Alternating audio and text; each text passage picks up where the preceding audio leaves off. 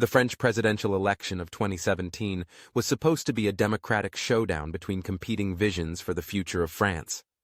But in the shadows, far from the debate halls and campaign rallies, another force was at work, one that sought not to win an election, but to manipulate it. That force was the GRU, Russia's military intelligence agency, and they were about to execute one of their most brazen cyber operations to date. The target was Emmanuel Macron, a pro-European centrist who had emerged as the frontrunner against Marine Le Pen, a nationalist candidate with close ties to Moscow. For the Kremlin, Macron was a threat. He supported sanctions against Russia and represented a stronger European Union. Two things Vladimir Putin sought to undermine. The GRU's mission was clear: discredit Macron, weaken his campaign, and sow doubt among the French electorate. Months before the election, hackers from GRU's Unit 261-65, better known as Fancy Bear, infiltrated the Macron campaign's email servers. Using spear phishing techniques perfected in past operations, they tricked campaign staff into clicking malicious links, allowing the GRU to gain access to thousands of internal communications, strategy documents, and financial records. As the election neared, the GRU prepared to release the stolen data, but they needed a distraction. They deployed bots, trolls, and fake news sites to spread rumors about Macron, alleging secret bank accounts in offshore havens, ties to shadowy financiers, and even outlandish personal scandals. Russian state media amplified these narratives, hoping to erode trust in the candidate. Then, just 2 days before the final vote, the GRU made its move.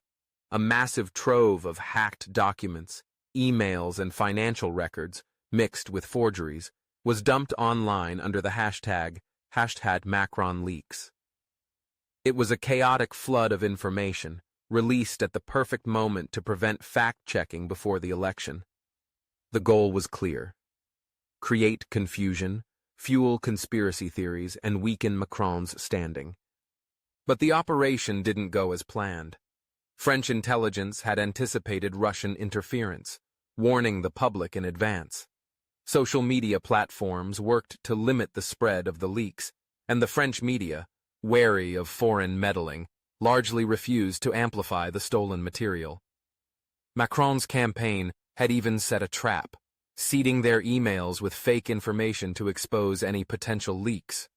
When the hacked documents surfaced, analysts quickly identified fabrications, undermining the GRU's credibility. Despite Moscow's efforts, Macron won the election by a decisive margin. The GRU had failed to stop him, but their operation revealed a troubling new reality. Foreign intelligence agencies were no longer just spying on democracies. They were actively trying to shape them. France, like the US before it, had become a battleground in the era of cyber warfare. Western governments responded with sanctions and diplomatic expulsions, but the Kremlin denied everything, dismissing the accusations as Russophobic hysteria. Yet the world had seen the playbook: hacking, leaks, disinformation, and chaos. The GRU had turned elections into war zones, where battles were fought not with bullets, but with stolen data and manipulated narratives.